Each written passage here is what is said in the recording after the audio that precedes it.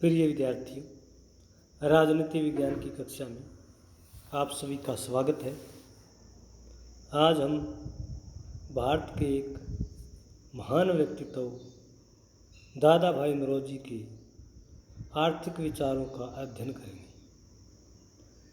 दादा भाई नौरोजी को भारत में आर्थिक विशेषज्ञ के तौर पर जाना जाता है। भारत में नहीं बल्कि इंग्लैंड में भी उनको अर्थशास्त्री के रूप में जाना जाता है। उनकी दो उल्लेखनीय पुस्तकें poverty and un-British rule in India और दूसरी पुस्तक पॉवर्टी इन इंडिया।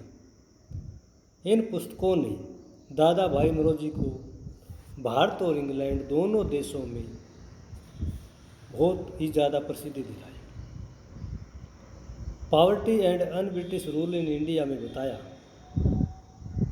कि भारत में गरीबी के, बेरोजगारी के, बेकारी के, भूखमरी के क्या कारण हैं। तो आइए आज हम इस महान व्यक्तित्व के आर्थिक विचारों का अध्ययन करते हैं। दादा भाई नौरोजी के आर्थिक विचार, उनका आर्थिक दर्शन। दादा भाई नौरोजी को भारत में आर्थिक राष्ट्रवाद का जनक कहा जाता है। यानी आर्थिक दृष्टिकोण से भारत के लोगों में राष्ट्रीय एकता पैदा करने वाले महान व्यक्ति के रूप में दादा भाई नौरोजी का भारत में बहुत ही बड़ा उल्लेखनीय योगदान है। उन्होंने धन के निर्गमन का सिद्धांत दिया, इकोनॉमिक ड्रेन थ्योरी। निर्गमन का मतलब निकलना, यानी धन का निकलना, धन का बार्जन। इकोनॉमिक ड्रेन थ्योरी उनकी एक महत्वपूर्ण इकोनॉमिक थ्योरी है। उनकी दो पुस्तकें हैं, poverty and un-British rule in India और दूसरी है पॉवर्टी इन इंडिया। इन्हीं दोनों पुस्तकों में उन्होंने 1892 से लेकर के 1892 से 1903 तक एक पूरे दशक की अर्थव्यवस्था का अध्ययन किया और उसके ऊपर एनालिसिस करके ब्रिटिश सरकार को प्रस्तुत किया। अर्थशास्त्र में उनका पहला जो विचार है वो है धन के निर्गमन का सिद्धांत, धन निकासी का सिद्धांत, इसे ड्रेन थ्योरी कहती है। इस सिद्धांत में उन्होंने माना कि भारत के धन को इंग्लैंड भेजा जा रहा है। भारत से जो है धन की लगातार निकासी हो रही है और वो धन इंग्लैंड में जा रहा है। इससे भारत की अर्थव्यवस्था कमज़ोर हो रही है और इंग्लैंड की अर्थव्यवस्था मजबूत हो रही है। इसी को दादा भाई नौरोजी ने ड्रेन थ्योरी कहा जा रहा है। नौरोजी के तथ्यों के आधार पर भारत और इंग्लैंड के बीच उन्होंने अपनी इस पुस्तक में विश्लेषण किया। निर्गमन सिद्धांत में उन्होंने वैज्ञानिक विधि का प्रयोग किया है, वैज्ञानिक तरीके से अध्ययन किया है। उन्होंने कहा कि भारतवासी सार्वजनिक ऋण से पीड़ित हैं। ब्रिटेन की आर्थिक साम्राज्यवादी नीतियों के कारण ही भारतीयों का आर्थिक शोषण हो रहा है। उनका कहना था कि धन के निर्गमन के कारण ही भारत का लगातार आर्थिक पतन हो रहा है और इससे भारत के लोगों में उत्पादन क्षमता में भारत के लोगों को अयोग्य बना दिया। नौरोजी ने धन के निर्गमन के दुष्परिणामों पर कहा।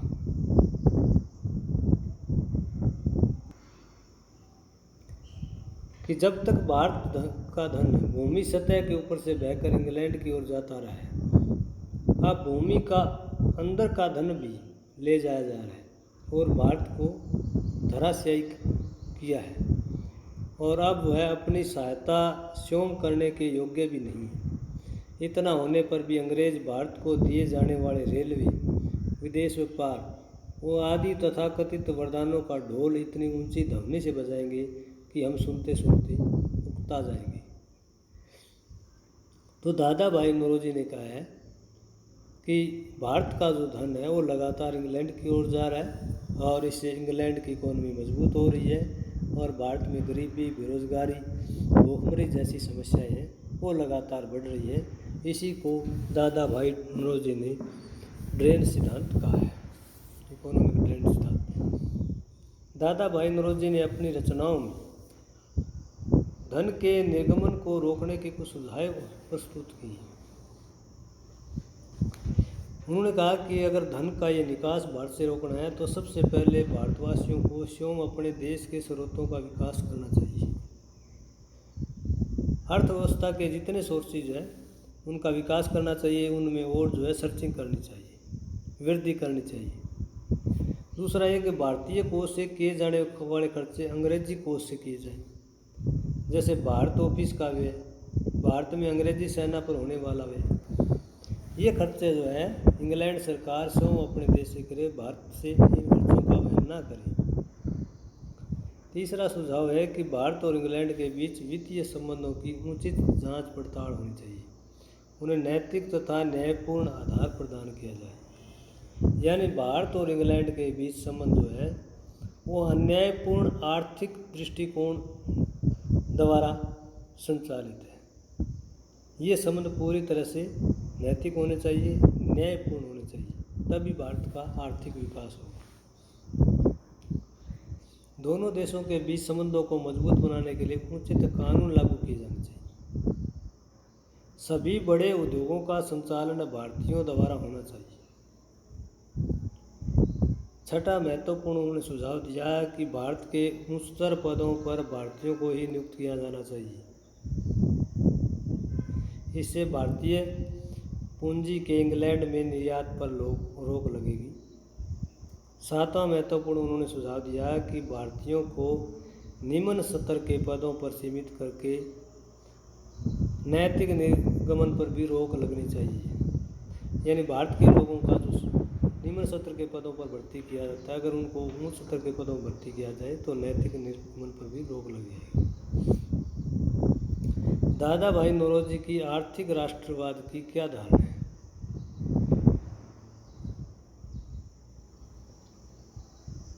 उन्होंने देशवासियों को आर्थिक रूप से जागृत करके उनमें राष्ट्रवादी भावना का विकास किया। उन्होंने कहा कि अंग्रेजों की शोषणकारी नीतियों के कारण भारत का लगातार आर्थिक पतन हो रहा है। भारत में गरीबी, भूखमरी, बेरोजगारी व अन्य आर्थिक समस्याओं के लिए ब्रिटिश सरकार जानबूझकर ऐसी आर्थिक नीतियों का निर्माण कर रही है जिससे भारतीय शोषण की चक्की पीसते चले जाएं और आर्थिक दास्तान में बनी रही। उनका कहना था कि इस तरह की शोषणकारी आर्थिक प्रवृत्ति से भारत के लोग हमेशा मजदूरी बने रहेंगे। वे लकड़ी चीरने वाले, पानी खींचने वाले के रूप में अंग्रेजों की आर्थिक गुलामी को ढोते रहेंगे। उन्होंने कहा कि भारत के लोगों को स्वयं इस तरह के शोषण से मुक्ति पाने का प्रयास करना होगा। नौरोजी ने कहा कि जब तक प्रशासन का नियंत्रण भारतीयों के हाथों में नहीं होगा तब तक आर्थिक शोषण बना रहेगा। उन्होंने भारत में आर्थिक राष्ट्रवाद के विकास के लिए आर्थिक तथ्यों व आंकड़ों का वैज्ञानिक दृष्टिकोण से अध्ययन एवं विश्लेषण किया। तो दादा भाई नौरोजी ने भारत में आर्थिक राष्ट्रवाद की नींव रखी। उनको आर्थिक राष्ट्रवाद का जनक कहा जाता है क्योंकि उन्होंने भारत में गरीबी के कारणों को प्रेजेंट किया और लोगों को आर्थिक रूप से जागरूक किया कि आपकी गरीबी, आपकी भूखमरी, आपकी बेरोजगारी, आपकी बेकारी की, आपकी दयनीय स्थिति के प्रति कौन जिम्मेदार है। इसलिए आप सभी आर्थिक रूप से जागरूक हों और अपने आर्थिक अधिकारों के लिए सचेत हो जाए। तो इसी कारण से दादा भाई नौरोजी को आर्थिक राष्ट्रवाद का जनक कहा जाता है। उनके आर्थिक विचारों में एक नैतिक निकास की धारणा है। कंसेप्ट क्या है मोरल ड्रेन का? आर्थिक विकास ही नहीं, नैतिक निकास भी हो रहा है। यानी धन का ही निर्गमन नहीं हो रहा है, नैतिकता का भी भारत से निर्गमन हो रहा है। उन्होंने कहा कि नैतिक रूप से भी अंग्रेजी शासकों द्वारा भारतीयों का शोषण किया जा रहा है। उन्होंने कहा कि सभी उच्च स्तर के पदों पर सरकार ने अंग्रेजों को नियुक्त किया ताकि भारतीय प्रशासन में उनका दबदबा कायम रहे, जबकि भारतीयों को निम्न स्तर के पदों पर नियुक्त किया गया ताकि उनका स्वाभिमान का ही विकास न हो और वे अंग्रेजों की नैतिक दास्ता के शिकार बने। निम्न स्तर के पदों पर कार्य करने से भारत के लोगों का व्यक्तिगत विकास रुक गया। वे अपने आप को अंग्रेजी पदाधिकारियों के अधीन रहकर कार्य करने के लिए विवश होने लगे। अंग्रेज अधिकारियों ने सेवा मुक्ति के बाद भारत की सेवा नहीं बल्कि यहाँ से सारा धन संपत्ति इंग्लैंड में ले गए। इससे भारतीयों का आर्थिक और नैतिक नुकसान हुआ। उन्होंने कहा कि उपायुक्त, अतिरिक्त आयुक्त और उस जैसे कुछ निम्न पदों पर जैसे इंजीनियरिंग, मेडिकल तथा दूसरी सेवाओं के राजनीतिज्ञता, प्रशासक तथा उच्च वैज्ञानिक पढ़े लिखे व्यवसायों में सभी अधिकार तथा ज्ञान भी यहाँ से निकाल लिया गया है। वह भी विलायत जाता है, विदेश में जाता है। जब इन व्यवसायों के लोग अपनी सेवाओं का त्याग करते हैं तो इंग्लैंड चले जाते हैं। दादा भाई नौरोजी का कहना था कि अगर ब्रिटिश सरकार इसी तरह भारतीयों का शोषण करती रही तो भारतीयों में नैतिक सुधार लगभग असंभव होगा।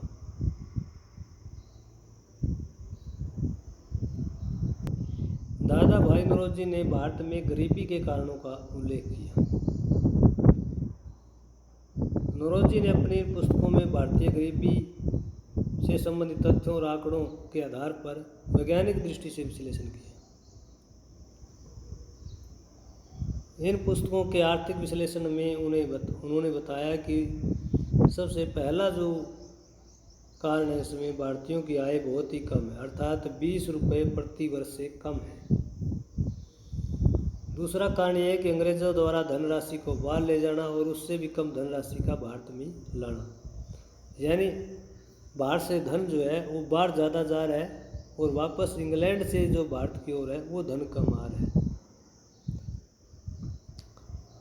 तीसरा कारण उन्होंने बताया कि ब्रिटिश सरकार द्वारा प्रशासन पर खर्च किया जाने वाला अनावश्यक व्यय। प्रशासन पर ब्रिटिश सरकार बहुत ज़्यादा खर्च कर रही है, अनावश्यक खर्च कर रही है और उसका सारा बोझ भारतीयों पर पड़ता है।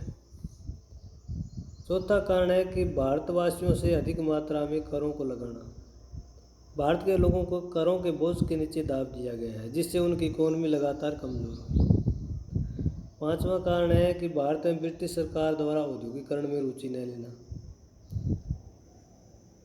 ब्रिटिश भारत की सरकार नहीं चाहती थी कि भारत में उद्योग विकसित हो, बल्कि वे लंकाशायर और लिवरपूल जैसे अंग्रेजी उद्योगों को और ज़्यादा बढ़ावा देना चाहती थी। औद्योगिकरण न होने के कारण भी भारतीयों में गरीबी, बेरोजगारी, भूखमरी के कारण। छठा महत्वपूर्ण कारण उन्होंने बताया कि अंग्रेजी सैनिकों पर भारतीय कोष से किए गए गैर अनावश्यक हुए, यानी अंग्रेजी सैनिकों पर इंग्लैंड के द्वारा खर्च किया जाना चाहिए था, लेकिन उसे भारतीय कोष के से खर्च किया गया। वो भी जो है पूरी तरह से गैर अनावश्यक, ज़रूरत से ज़्यादा खर्च किया गया। ये भी भारत में गरीबी का, इकोनॉमी डाउन होने का एक कारण था। सातवां कारण है भारत में कृषि पैदावार बढ़ाने के प्रति ब्रिटिश सरकार का उदासीन रवैया, यानी भारत की अधिकांश जनसंख्या उस समय कृषि पर आधारित थी और कृषि में सुधार के लिए, पैदा बढ़ाने के लिए कभी ब्रिटिश भारत की सरकार ने प्रयास नहीं किए। इससे भी खाद्यान्न की कमी रही, रोजगार की कमी रही, भूखमरी बढ़ी। गरीबी का आठवां कारण उन्होंने बताया कि ब्रिटिश शासकों द्वारा रेल व यातायात के साधनों के विकास पर समुचित ध्यान न देना। रेल और दूसरे जो ट्रांसपोर्ट के साधन थे, जो प्रोडक्ट को एक स्थान से दूसरे स्थान पर ले जाने में जिनकी भूमिका थी, ऐसे साधनों का जो है विकास पर उन्होंने कोई विशेष ध्यान नहीं दिया। नौवां कारण है भारतीयों को आजीविका के उचित अवसर प्रदान नहीं करना। 10वां कारण है भारतीयों को प्राकृतिक अधिकारों से वंचित किया गया। 11वां कारण है भारत में पूंजी निवेश से अंग्रेजों को भी लाभ हुआ और भारतवासियों को हानि पहुंची। 12वां कारण है भारतीय माल का भारत में ही निर्ममतापूर्ण अक्षरण होना, यानी भारत में जितना प्रोडक्ट बनता था उसका भारत में ही नुकसान किया गया।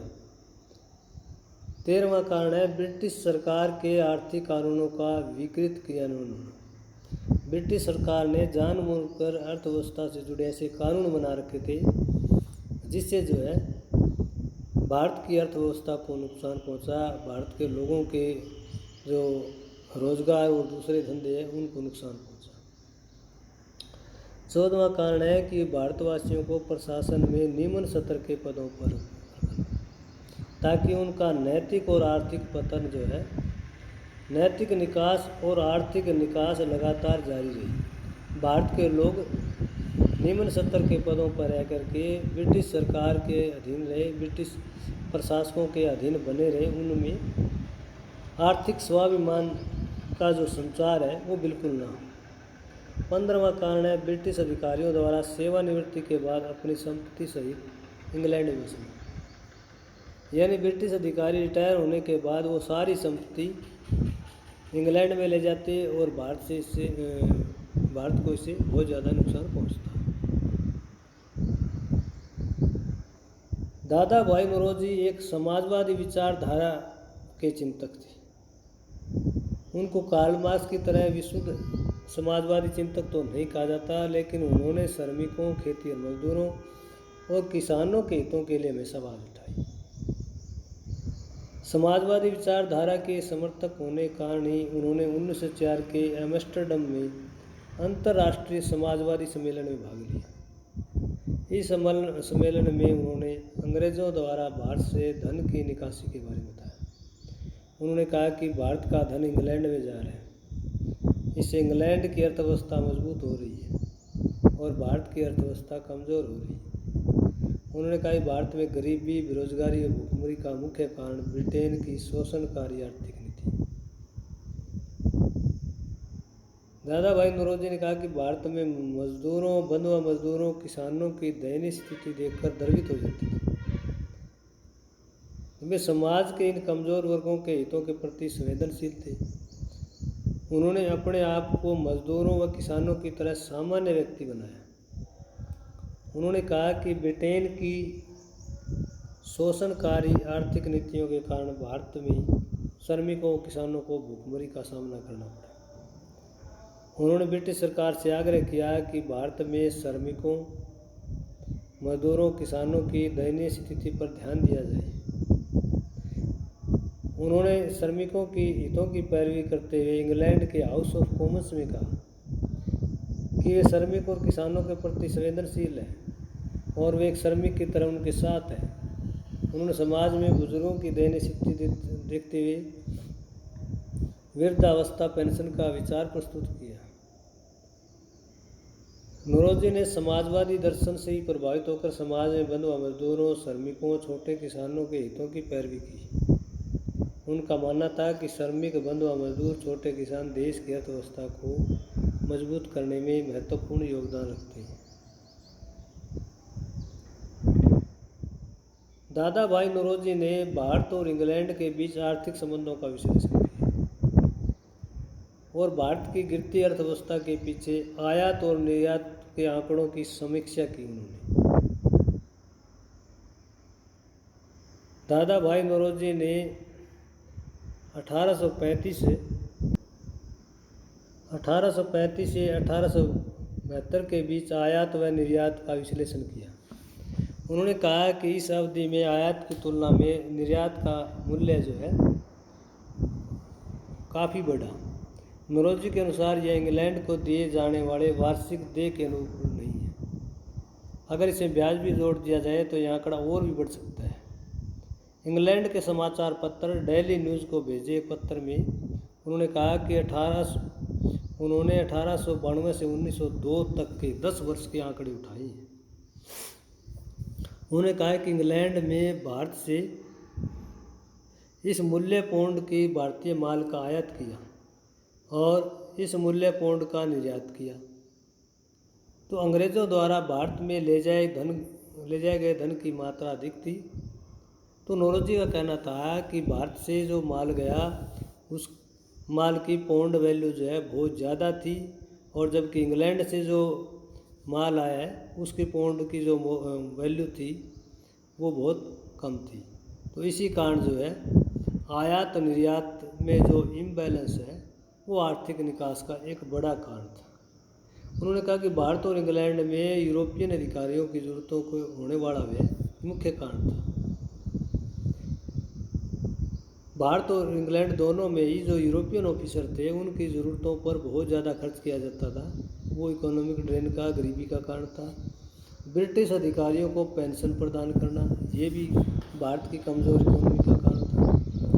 भारत में ब्रिटिश सेना के रखरखाव तथा युद्ध काल को वेतनमान देना, युद्ध कार्यालय को वेतनमान देना, ये भी जो है इकोनॉमिक ड्रेन का एक बड़ा कारण था।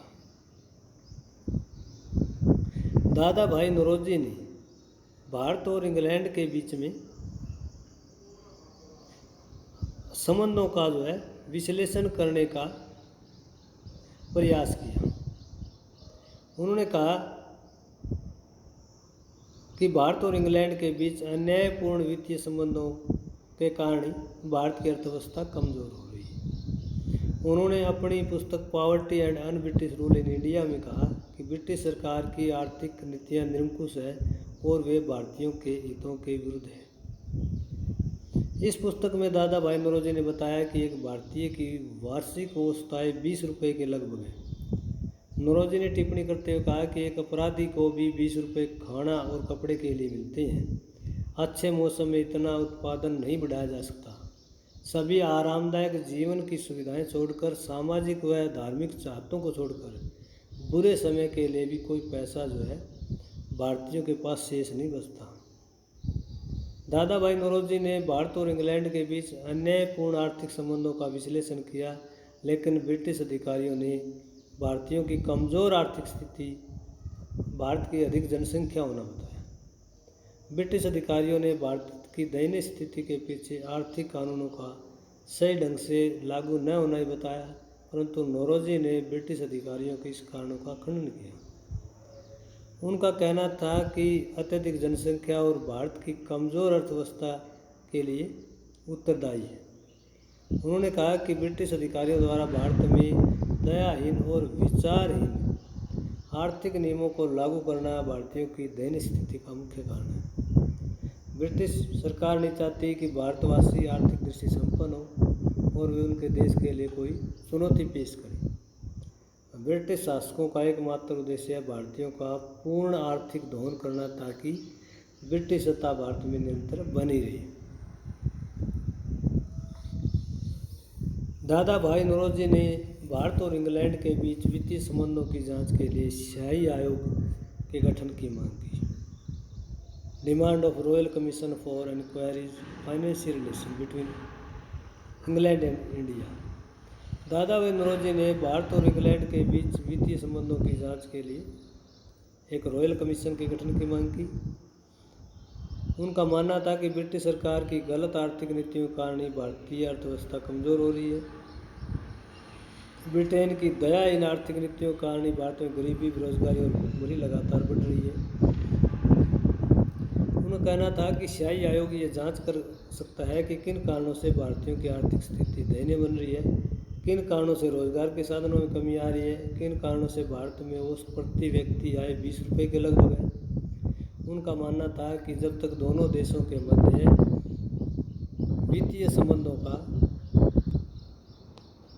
वित्तीय संबंधों की जांच पड़ताल नहीं की जाएगी, तब तक ब्रिटिश सरकार का भारतीयों की दयनीय स्थिति पर ध्यान नहीं जाएगा। दादा भाई नौरोजी ने भारत की गिरती इकोनॉमी के लिए एक प्रकार से ब्रिटेन की साम्राज्यवादी नीतियों को जिम्मेदार ठहराया। उनका कहना था कि ब्रिटेन की आर्थिक साम्राज्यवाद की नीति ने भारत का खुलकर आर्थिक दोहन किया। साम्राज्यवाद के कारण ही भारत की आर्थिक स्थिति दयनीय बन गई है। ब्रिटिश शासकों ने खुलकर कुटिल आर्थिक नीतियों का क्रियान्वयन किया। उनका कहना था कि ब्रिटेन के लोगों ने अपने देश में संवैधानिक सरकार के निर्माण के अनेक प्रयास किए, लेकिन भारत में साम्राज्यवादी नीतियों का खुला समर्थन किया। उन्होंने कहा कि एक संवैधानिक सरकार की प्राप्ति के लिए वीरता भरे संघर्ष की शानदार इतिहास के पश्चात इंग्लैंड अब भारत में ऐसे प्रशिक्षित अंग्रेजों की संस्था का पालन कर रहा है जो मनमानी कर रहे हैं और जिनमें असहिष्णुता और मनमानी करने की भावना भरी है, जिनमें संवैधानिक विषमता है। अंग्रेज भारत को ऊपर उठाने के बजाय अब तक अपने आप को एशियाई निरंकुशवाद के स्तर तक नीचे की ओर लेकर गई। दादा भाई नौरोजी ने अपने जीवन संघर्ष के अंतिम वर्षों में साम्राज्यवादी दुष्परिणामों का एहसास हुआ। उन्होंने कहा कि ब्रिटेन के लिए भारत एक बहुत बड़ी मंडी के समान है और इस मंडी में अपना सामान बेचकर अपने देश का लगातार आर्थिक पतन हो रहा है। दादा भाई नौरोजी ने अपनी इन पुस्तकों में प्रशासनिक सुधार के द्वारा आर्थिक शोषण पर नियंत्रण करने की बात कही। उनका मानना था कि प्रशासनिक व्यवस्था में न्यायोचित सुधार करके भारतीयों को आर्थिक शोषण से बचाया जा सकता है। उन्होंने ब्रिटिश भारत की प्रशासनिक व्यवस्था में सुधार के लिए कई तरह के महत्वपूर्ण सुझाव दिए। पहले उन्होंने कहा कि भारतीय सेवाओं का भारतीयकरण होना चाहिए, यानी भारत में जो लोग सर्विस कर रहे हैं उनमें भारत के लोगों को ही प्राथमिकता दी जानी चाहिए। दूसरा सुझाव उन्होंने दिया कि भारतीय प्रशासन का नियंत्रण ब्रिटिश प्रशासन की तरह भारतीयों के हाथों में होना चाहिए, यानी जिस तरह से इंग्लैंड का प्रशासन इंग्लैंड के लोगों के हाथ में, उसी तरह से भारत का प्रशासन भारत के लोगों के हाथ में होना चाहिए। तीसरा सुझाव उन्होंने दिया कि भारतीयों को उच्च प्रशासनिक पदों तक पहुंचने में जितने भी कानून रोक लगा रहे हैं उनमें परिवर्तन होना चाहिए ताकि भारत के लोग भी आसानी से उच्च प्रशासनिक पदों तक पहुंच सकें। चौथा सुझाव दिया उन्होंने कि भारत में भारतीय असैनिक सेवा में ब्रिटिशों के समान अधिकार होना चाहिए। जो सिविल सर्विस है उसमें जिस तरह से ब्रिटिश अधिकारियों को अधिकार है वैसे ही अधिकार भारत के लोगों को मिलने चाहिए। पांचवा सुझाव उन्होंने दिया कि भारत में सरकार की कार्यशीलता की जांच के लिए शाही आयोग यानी रॉयल कमीशन का गठन किया जाना चाहिए कि सरकार जो है जनता के हित में कार्य कर रही है या नहीं। छठा सुझाव उन्होंने दिया कि भारत में नियुक्त प्रशासनिक अधिकारियों का व्यय दोनों देशों में समान अनुपात में बांटा जाए। प्रशासनिक अधिकारियों के ऊपर जितना खर्च हो रहा है वो ब्रिटिश भारत को ही न भुगतना पड़ गए बल्कि इंग्लैंड भी उस खर्च को जो है वहन करे।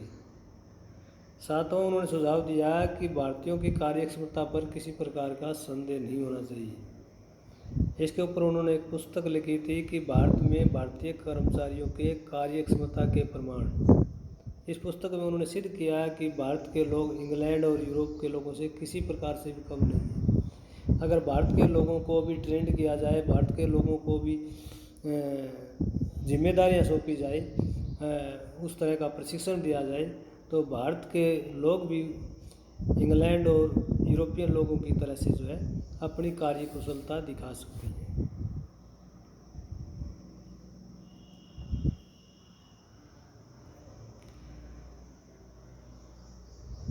तो आज का ये टॉपिक था भारत और इंग्लैंड के बीच आर्थिक संबंधों का विश्लेषण कि दादा भाई नौरोजी ने किस तरह से भारत की गिरती अर्थव्यवस्था के लिए, भारत में बढ़ती बेरोजगारी के लिए, बढ़ती भूखमरी के लिए, बढ़ती बेकारी के लिए, कमज़ोर अर्थव्यवस्था के लिए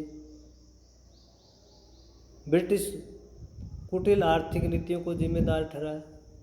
इसीलिए उन्होंने जो है भारत और ब्रिटेन के बीच आर्थिक संबंधों का विश्लेषण करने के लिए रॉयल कमीशन की गठन की मांग की ताकि रॉयल कमीशन जो है भारत और इंग्लैंड के बीच वित्तीय संबंधों की जांच करे। उन्होंने माना कि भारत और इंग्लैंड के बीच वित्तीय संबंध अन्यायपूर्ण और अनैतिक है। इन संबंधों की जांच होनी चाहिए। जब ये संबंध न्यायपूर्ण हो जाएंगे, नैतिक हो जाएंगे तो भारत से गरीबी, भूखमरी, बेरोजगारी मिट जाएगी और भारत की इकोनॉमी में भी बूस्ट होगा। तो आज का जो विचार था, वीडियो लेक्चर था, वो धन निकासी पर था कि किस तरह से भारत से धन का निकास हो रहा है और भारत की अर्थव्यवस्था कमज़ोर हो रही है जबकि इंग्लैंड की अर्थव्यवस्था मजबूत हो रही है। तो आज का ये वीडियो लेक्चर आपको कैसा लगा ज़रूर कमेंट कीजिएगा। अगर आपको ये लेक्चर पसंद आता है तो आप अपने मित्रों के साथ इसको लाइक कीजिए, शेयर कीजिए, चैनल को सब्सक्राइब कीजिए ताकि नई आने वाली और जो वीडियो है वो आपको आसानी से मिल सके।